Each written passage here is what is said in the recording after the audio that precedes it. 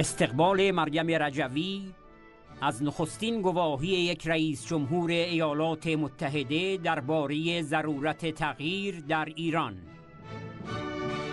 به رسمیت شناختن شورای ملی مقاومت ایران به عنوان تنها جایگزین دموکراتیک برای دیکتاتوری مذهبی و تروریستی، لازمه پایان و جبران سیاست فاجعه بار پیشین آمریکا برای مردم ایران. پرزیدنت ترامپ در سخنان خود در مجمع عمومی ملل متحد درباره مردم ایران و فاشیسم دینی حاکم به درستی گواهی داد مردم ایران بیش از هر کس قربانی این رژیم بوده و از آن رنج میبرند و همه جهان میفهمند که مردم خوب ایران خواستار تغییر هستند.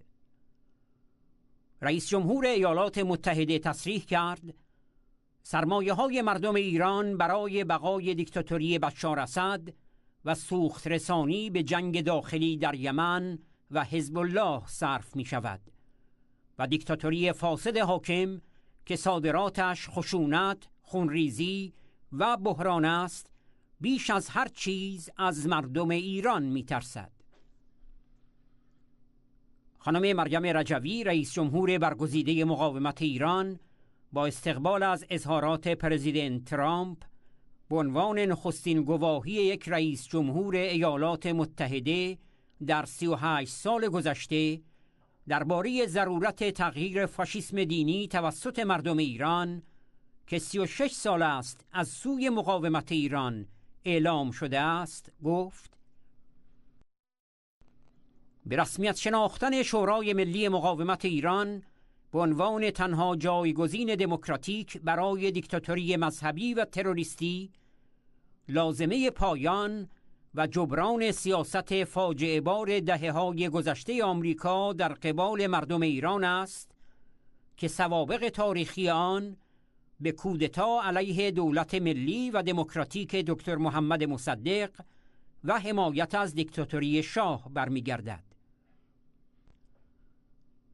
خانم رجوی با یادآوری نقض عهدهای دولت وقت آمریکا در قبال حفاظت از ساکنان اشرف و لیبرتی در عراق و هموار کردن راه سرکوب اپوزیسیون اصلی آخوندها با برچسب تروریستی، آن را مانند امتیازاتی که در برجام به آخوندها داده شده نمونه‌های خجالت‌آور دیگری از اقداماتی خواند که برای مردم ایران بهای بسیار سنگین و خونین داشته است.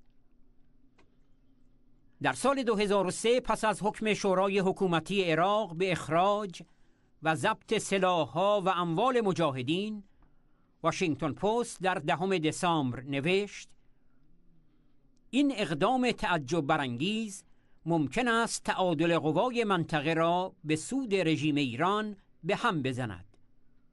در عمل چنین شد و عمر رژیم ولایت فقیه طولانی گردید. مقاومت ایران بر آن است که مواضع رئیس جمهور آمریکا بایستی با سلسله‌ای از اقدامات اجرایی جامه عمل بپوشد. 1. ارجاع پرونده جنایات این رژیم به ویژه قتل عام 30,000 زندانی سیاسی در سال 1367 به دادگاه بین المللی جنایی و قرار دادن سردمداران رژیم و مسئولان جنایت‌ها در برابر عدالت. 2. خلع از رژیم آخوندی در منطقه و اخراج پاسداران و شبه نظامیان مزدور از عراق و سوریه و یمن و افغانستان و لبنان. 3. اعمال قطعنامه‌های پیشین شورای امنیت ملل متحد درباره پروژه تسلیحات اتمی رژیم ملایان و ممنوعیت غنیسازی همراه با بازرسی آزادانه و بی قید و شرط از مراکز نظامی و غیر نظامی رژیم. 4.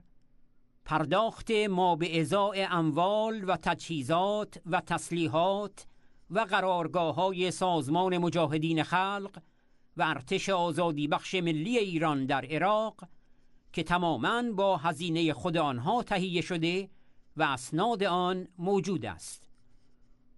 دبیرخانه شورای ملی مقاومت ایران 28 شهریور 1396.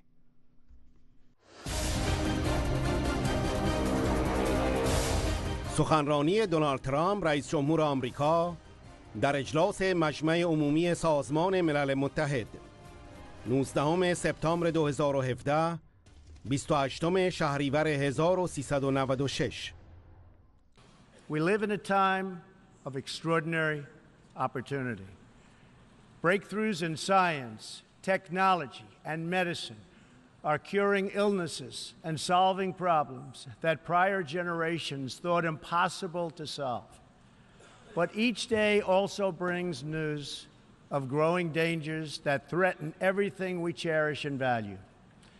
Terrorists and extremists have gathered strength and spread to every region of the planet. Rogue regimes represented in this body not only support terrorists, but threaten other nations and their own people with the most destructive weapons known to humanity.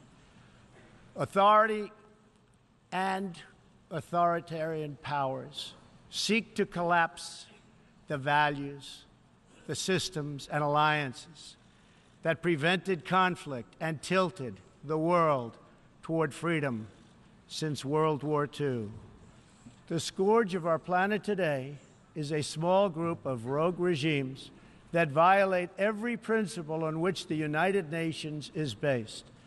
They respect neither their own citizens nor the sovereign rights of their countries. If the righteous many do not confront the wicked few, then evil will triumph. When decent people and nations become bystanders to history, the forces of destruction only gather power and strength. We face this decision not only in North Korea. It is far past time for the nations of the world to confront another reckless regime, one that speaks openly of mass murder, vowing death to America, destruction to Israel, and ruin for many leaders and nations in this room. The Iranian government masks a corrupt dictatorship behind the false guise of a democracy. It has turned a wealthy country with a rich history and culture into an economically depleted rogue state whose chief exports are violence, bloodshed, and chaos. The longest suffering victims of Iran's leaders are, in fact, its own people. Rather than use its resources to improve Iranian lives, its oil profits go to fund Hezbollah and other terrorists that kill innocent Muslims and attack their peaceful Arab and Israeli neighbors. This wealth, which rightly belongs to Iran's people, also goes to shore up Bashar al-Assad's dictatorship, fuel Yemen's civil war, and undermine peace throughout the entire Middle East.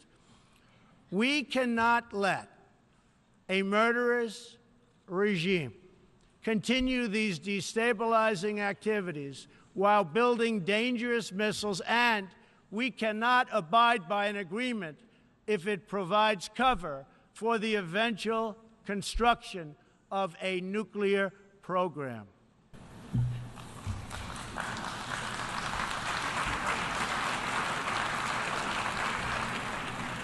The Iran deal was one of the worst and most one-sided transactions the United States has ever entered into.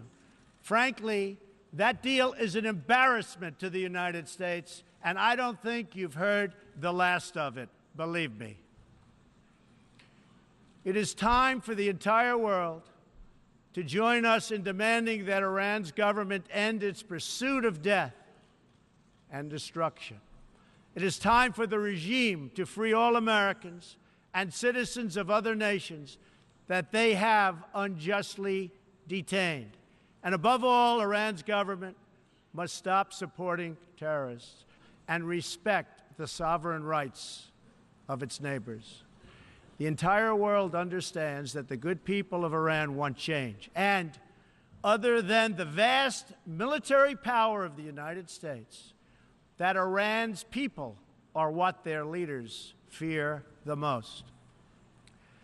This is what causes the regime to restrict internet access, tear down satellite dishes, shoot unarmed student protesters, and imprison political reformers. Oppressive regimes cannot endure forever, and the day will come when the people will face a choice. Will they continue down the path of poverty, bloodshed, and terror, or will the Iranian people return to the nation's proud roots, where their people can be happy and prosperous once again? The Iranian regime's support for terror is in stark contrast to the recent commitments of many of its neighbors to fight terrorism and halt its financing. In Saudi Arabia early last year, I was greatly honored to address the leaders of more than 50 Arab and Muslim nations. We agreed that all responsible nations must work together to confront terrorists and the Islamic extremism that inspires them. We will stop radical Islamic terrorism because we cannot allow it to tear up our nation and indeed to tear up the entire world. We must deny the terrorists safe haven, transit, funding, and any form of support for their vile and sinister ideology. We must drive them out of our nations. It is time to expose and hold responsible those countries who support and finance terror groups like Al-Qaeda, Hezbollah, the Taliban, and others that slaughter innocent people.